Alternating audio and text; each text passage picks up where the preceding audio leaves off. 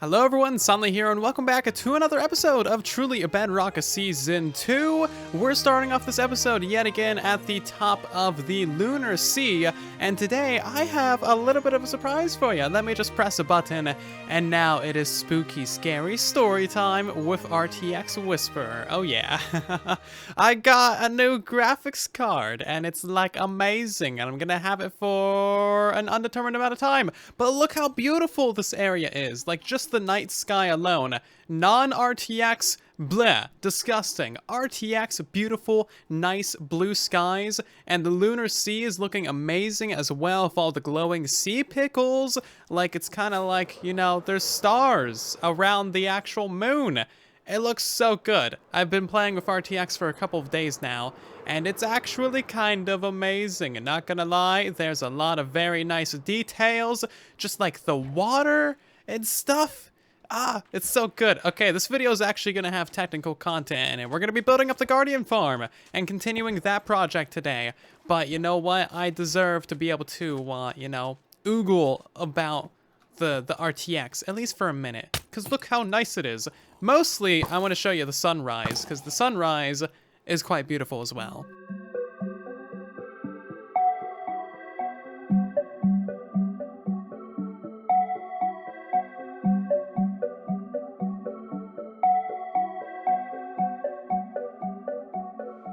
So basically, I am absolutely loving RTX, and now the texture pack that I'm using is a fan-made one, so it's kind of broken and non-RTX. As you can see, the water kind of unrenders, so I'm too lazy to turn off the texture pack, so we're just gonna play with RTX for the first part of this episode. And honestly, I have no regrets. Look how beautiful my face is. My face is usually pretty beautiful, but it is like extra gorgeous today.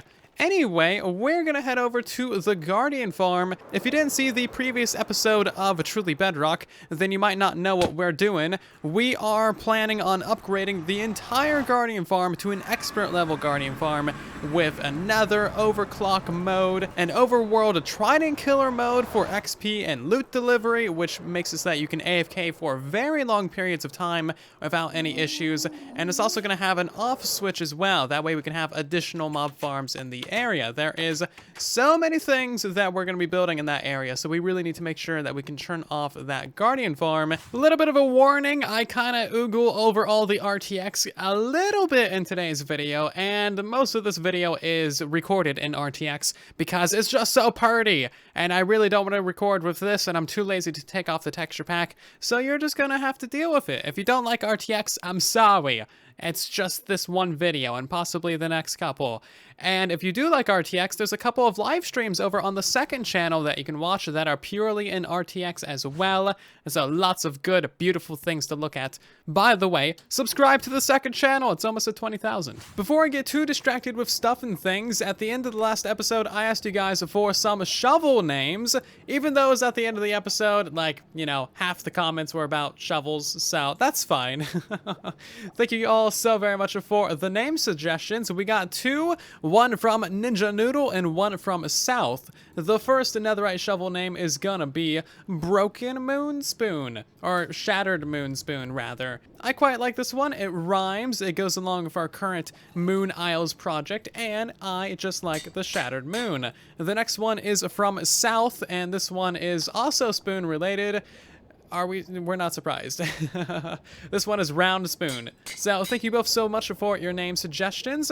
We now have a surprising amount of cutlery. So we got the Moon Spoon, we got the Round Spoon, and we got the Flying Fork. We nearly have a full set. We can like have quite a few feasts.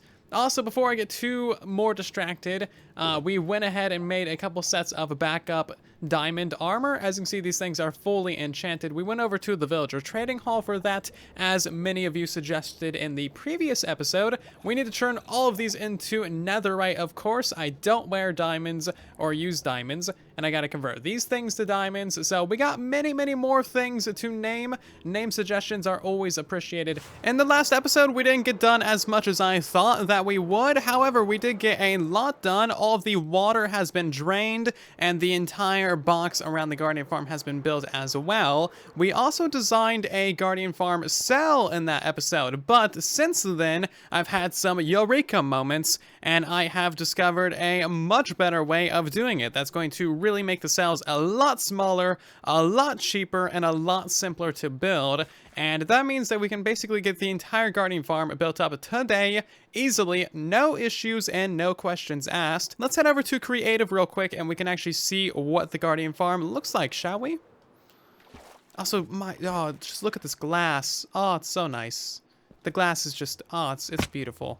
The reflection, just everything RTX. Not gonna lie, I kinda don't prefer watching videos that have shaders on, but now that I'm playing with RTX, I really do understand why people record with shaders.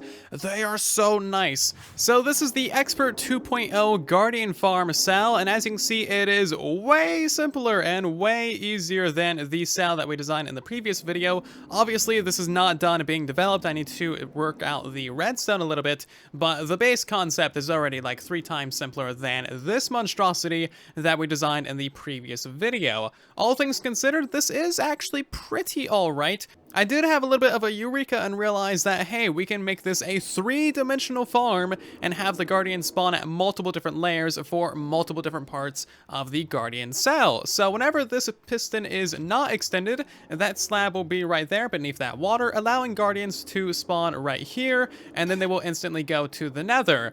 That'll never happen. I'm just bad at spawning Guardians, apparently.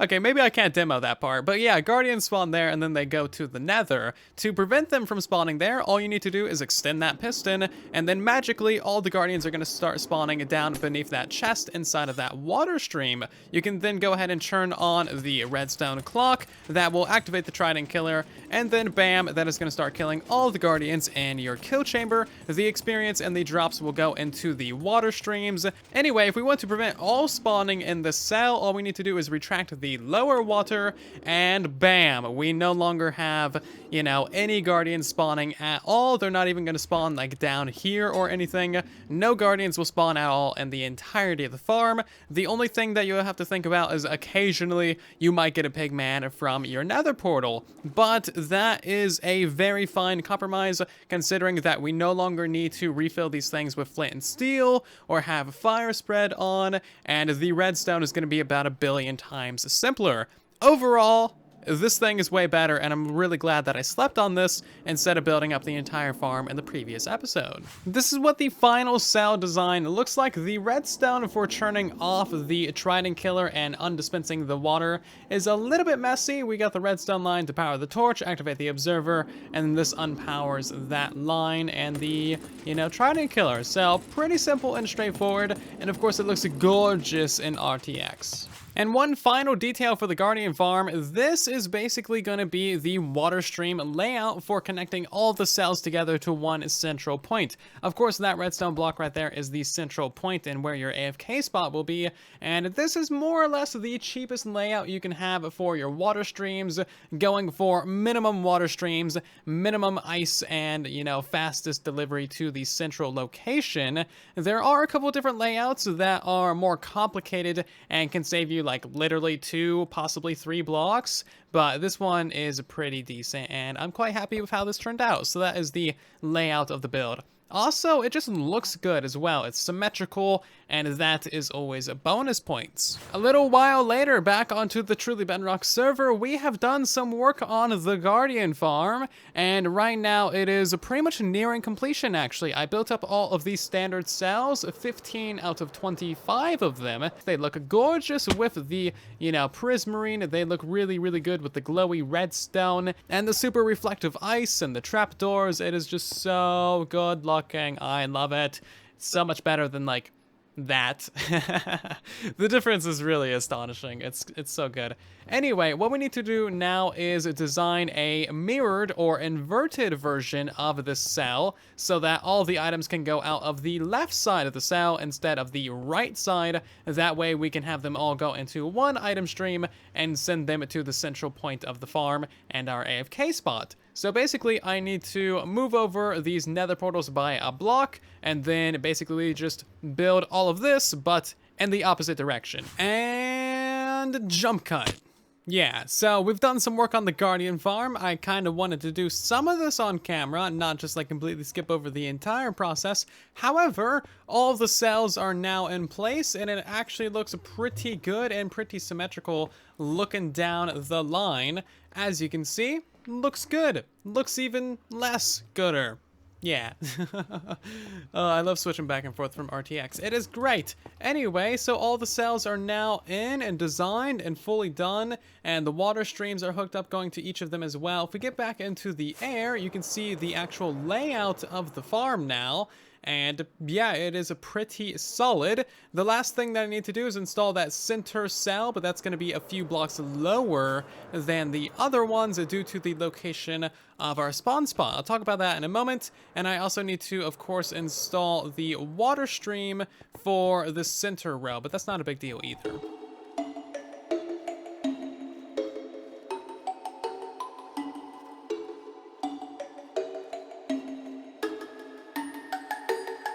The final piece of the puzzle is how to AFK at the farm properly.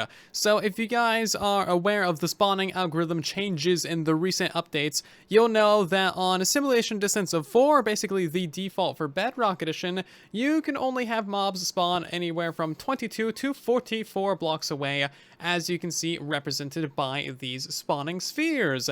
And of course, we're too far away for the guy to render in. So yeah, that's basically like the area that mobs can spawn around the player. It's relatively small and it's kind of hard to design farms for. And as you can see with the standard AFK spot, 25 blocks above the central spot, the 4 corners of the Guardian farm will never spawn Guardians. This is where the Guardians spawn right there. And yeah, they ain't never gonna spawn. So we have to lower this AFK spot an amount of blocks until we figure out how the guys in the corners will be able to spawn once again. And that means that we need to lower down the central AFK spot if we still wish to use this one and get the maximum rates from our farm. So let me do a little bit of testing and figure out just how far we need to lower that down. So I found a new AFK spot that will work. As you can see, we're now getting Guardians in that far corner. And of course, it comes with a twist. We need to lower the AFK spot so far that it actually affects 5 other spots. So we can no longer get Guardians in this one, that one, that one, that one, or that one. So not quite really worth it, is it? We gain 4 and lose 4. So that's, or lose 5. If you want to have all spawn spots used with simulation distance of 4, then you need to actually lower the 5 like that we are having issues with all the way down to this level right here, which is a lot more water clearing and just a lot more effort in general, and it's going to make the farm look really, really weird. So I guess in order to keep it simple, just like ignore the 4 corners and that's all there is to it. You'll lose some rates. It shouldn't be that big of a deal, though. You're still going to have 21 amazing spawn spots. And if you're playing on a simulation distance of 6 or above, then absolutely no worries at all. You can have all 25. Now that all of these cells are installed, it is time to install all of the water streams in order to connect everything to the central point. And there's not really much to say about it. There's water, which comes from ice, and then I was going to use the blackstone pressure plates, as those would kind of work best with this palette, and they also don't get activated by items, unlike all the wooden pressure plates. But then I remembered that, you know, we can just use warped buttons, and that'll like actually match the whole build palette. So I'm gonna go ahead and get all of this stuff installed. There's gonna be some light blue glass above all of the water streams, which also looks amazing, and that's pretty much all there is to it. After that, we need to figure out how to run the redstone lines to all the different systems. The redstone lines are now done and fully installed. I kind of thought they would look super trashy, but honestly, they don't look that bad. They are kind of double stacked. As you can see, we got the lower line on top of the glass, above the water stream, and then we got some slabs for the upper redstone line. And of course, if we extend this one, that will So if this top redstone line is on, that is going to disable the guardians spawning in the top of the guardian farm, so they will then spawn in the lower portions of the farm, and then if we power the lower segment, then that will turn on all the trident killers, all 25 of them, and then that will give us experience and loot into the water streams. And now all I need to do is, yes me. So now all I need to do is go ahead and put a water bucket into each one of the dispensers and get myself a 25 impaling 3 tridents. Pretty easy. Since we just updated Truly Bedrock to the most recent update, we can no longer use the lovely 1 emerald villager trading, mechanics that we had before, so I'm gonna wait to get all the impaling 5 books later. They're currently at like 35 emeralds a pop. Yeah, I ain't got that kind of emeralds just laying around, so we're just gonna use regular old tridents to fill this thing up. I think all I gotta do is throw them into this spot right here. Yeah, and this right here is kind of the moment of truth. Is it gonna work? Is it not gonna work? I have literally no idea. Let's find out by flicking the lever. And we should have all the trident killers turn on. All the water should be dispensed. And as you can see, we are actually getting shot by some guardians, which means that a couple spawned. Beautiful. Let's go up here. And we should see all the drops and all of the experience get routed into that little extension right there. Hopefully. Hey, look at that. There they go. We did actually get some items and a little bit of experience. Beautiful. Cool beans. So hopefully this thing is working correctly. I need to find out where the exact AFK spot is going to go because it has changed ever so slightly. And I believe that's just about it. This thing does appear to be working as intended though. Always a bonus, so I don't need to completely tear down the entire farm. Great. Let's drop down here real quick and see what we got. A little bit of experience, a bunch of items, perfection. We do have a couple other people online right now, so they might be taking up some of the mob cap. Somehow we appear to be having guardians in the water streams, and I'm not entirely sure how that's happening. I thought it was some missing trapdoors, but I don't see any trapdoors missing. So, questions. Now to turn the farm into overclock mode, we get to flick the top lever and activate all of that redstone. That should allow the guardians to spawn and then instantly go to the nether for the maximum rates. In theory, assuming that it actually works and we built everything correctly. So I'm gonna go AFK for literally like 1 minute, and then we'll go to the nether and see what's up. The easiest way to tell if you have a lot of guardians in the nether is simply to walk through the nether portal. If the game instantly crashes, you know you have way too many. If your hotbar fails to load and the frame rate is terrible, you know that you have a lot. And if you're just having mildly bad frame rates because you have an RTX 3090, you know you probably still got about 500 of these buggers. Okay, yeah, that's a couple. Normally, I would be having a lot worse frames. This probably turns out really bad in OBS. Actually, yes, encoding overloaded. That means that we got a good amount of guardians. For me, in-game, it's not really that bad. But finally, I can repair some of my millions of tools that have been broken. This is how many tools I've broken since I started this project. Yeah, so let's go ahead and repair all these guys, shall we? I don't think I even need to take off the armor now because we're in the most recent update. This is beautiful. This is great. I love the Guardian Farm. Okay, great. Let's do that again, but let's AFK for like 4 minutes this time. I may have gone AFK for more than 4 minutes. We'll see what happens in the nether, I suppose. Please don't crash. Please don't crash. Please don't crash. It's taking a long time to load, and that means that you have way too many guardians. I may have, oh yeah, that's a nice amount of frames. That's a beautiful amount of frames. See what I mean about the hotbar not loading in? Perfection. Absolutely perfection. This is running on a 3090. That's how you know that there's some issues with the sheer amount of guardians that we have. Yeah. Hopefully the server doesn't literally catch fire. I'm sorry, Foxy. I hope you have fire insurance for that kind of thing. Anyway, let's get some of these potions thrown. Open up the inventory if we can. Oh, this is bad. But it's so very good because now we can repair all of the tools in like one go. This is exactly what I wanted. I didn't want to have to do 39,000 AFK sessions. I just wanted to do it all at one time. for all of the tools. Okay, that's going to be a lot of experience. Yep, that one fully repaired. I got to walk away so that we don't pick up all that. We need to repair these two guys. Come here, XP. Just a little bit of you. Just a little bit. Just a little bit. There we go. A little bit more to repair this dude. And then a little bit for this one. Great. And, okay, there's a lot more. Also, I really need to move this nether portal a lot closer to the farm, because it's, like, really, really far away, and it's, like, unreasonably far. The lag is definitely worth it, though, because now basically every single thing that we own is completely repaired, and I have absolutely no regrets at all.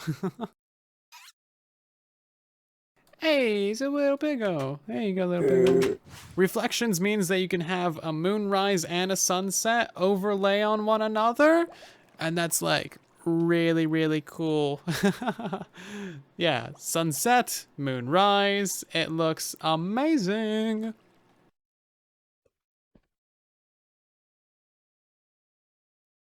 The amount of detail you can get of RTX is actually kind of amazing. I mean, there's sunlight going through that water, through the tinted glass, so the light is kind of bluish. As you can see, that's normal sunlight. This is the bluish light. And then right here, where the light is going through the water, there's actually like little ripples.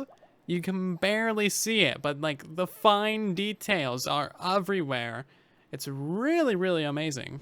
At this point, I think the Guardian farm can be called complete. We are using the overworld only mode right now, and we got ourselves a whole bunch of items up there. It has now kind of stopped, however, because we're getting a bunch of Guardians in the water streams. Still not sure why exactly that's happening, but it's definitely hurting the rates. So we're gonna fly up and just kind of despawn all those guys. That's a thing we can do on Bedrock Edition now. It is great. Anyway, I'm about to do a tutorial on this farm in a couple of days, so let me know your feedback and your suggestions and your comments about this farm. That way, if there's anything you think I should change, I can do that before the tutorial goes out. And also, if you feel like building this before the tutorial releases, you can probably build just about all of it from watching today's video and the last episode. If you need more footage, then of course you can just like wait for the tutorial, or you can watch the live streams on the second channel, whatever works for you. Okay, I think I figured out the issue of how the Guardians are escaping. So because they're spawning in the northwest corner, that being north, they're spawning like kind of right inside of the corner of that trapdoor and then glitching into the trapdoor and then escaping into the water streams. And not entirely sure how to fix that besides, you know, flipping the entire cell so that they go to the right instead. So kind of, you know, the opposite of the point. We could try putting a slab right there or something.